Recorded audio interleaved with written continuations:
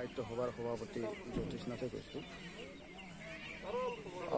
সাহিত্য সভাৰ যি নৱ নিৰ্বাচিত সভাপতি সূৰ্যকান্ত হাজৰিকা ছাৰ, উপসভাপতি গিৰীশ চন্দিকৈ ছাৰ আৰু সম্পাদক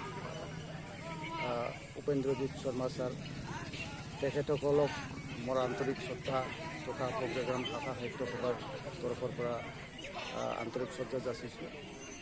আশা কৰিছোঁ তেওঁলোকৰ নেতৃত্বত অহা 23 বৰ্ষৰ কাৰণে অসম সাহিত্য সভাই নতুন ৰূপ গঢ় দিব, ইয়াকে কামনা কৰিছোঁ। মই আন্তৰিক ধন্যবাদ জনাইছোঁ।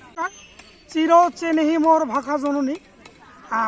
যোৱাকালি নলবাৰীত অসম সাহিত্য সভাৰ যি 7ম কাৰ্যনিৰ্বাহক অনুষ্ঠিত হ'ল, তাত অহা 23-25 বছৰ কাৰণে অসম সাহিত্য সভাৰ সন্মানীয় সভাপতি, উপসভাপতি আৰু সম্পাদক পদত যি 3গৰাকী বৰেণ্য ব্যক্তি, ডক্টৰ সূৰ্য হাজৰিকা সভাপতি, ডক্টৰ গিৰীশ চন্দিকৈ উপসভাপতি, ডক্টৰ উপেন্দ্ৰজিৎ শৰ্মা সম্পাদক প্ৰধান হিচাপে নিৰ্বাচিত হ'ল।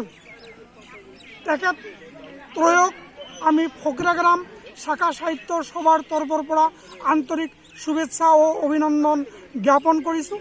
লগতে আশা ৰাখিছোঁ তেখেতসকলৰ নেতৃত্বত অসম সাহিত্য সভাই সফল ৰূপ ধাৰণ কৰিব, অসম সাহিত্য সভা ঠন ধৰি উঠিব।